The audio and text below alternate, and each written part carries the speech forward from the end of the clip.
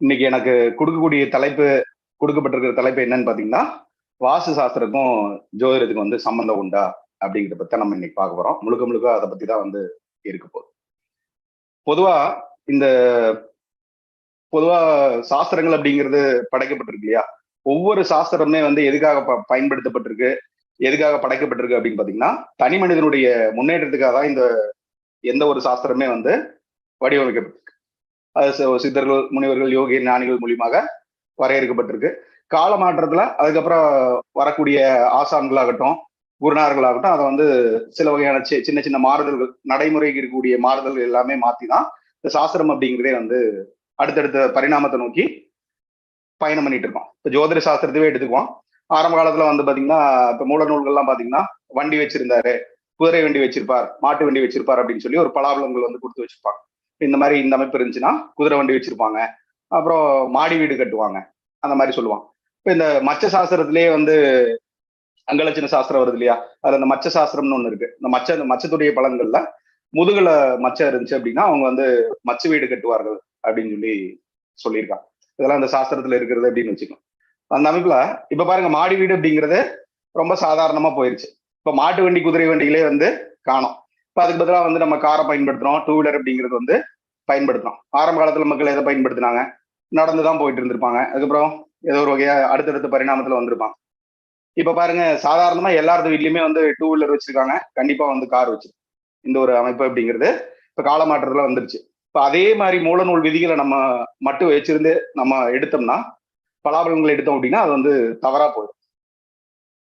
புரியுதுங்களா? அந்த மாதிரி எடுத்துக்கலாம். இப்ப இந்த மூல நூல்கள்லாம் பார்க்கும்போது என்ன சொல்லியிருப்பாங்க அப்படின்னு பாத்தீங்கன்னா, இப்போ லக்னத்திற்கு 2, 4, 7, 8, 12 வந்து சனி இருந்துச்சு அப்படின்னா உங்களை வந்து நாய் கடிக்கும் அப்படின்னு சொல்லி ஒரு விதி வந்து கொடுத்துருப்பான். 2, 4, 7, 8, 12 சனி இருந்துச்சு அப்படின்னா உங்களை வந்து நாய் கடிக்கும்னு சொல்லி சொல்லி வச்சிருப்பான்.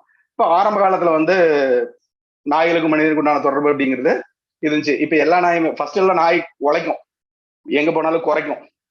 இப்ப பாருங்க, நிறைய நாய்கள் அப்படிங்கிறது வந்து பாத்தீங்கன்னா குறைக்கிறது கூட கிடையாது, அதுங்க அது பாட்டுக்கு ரெஸ்ட் எடுத்துட்டு இருக்கு. சரிங்களா?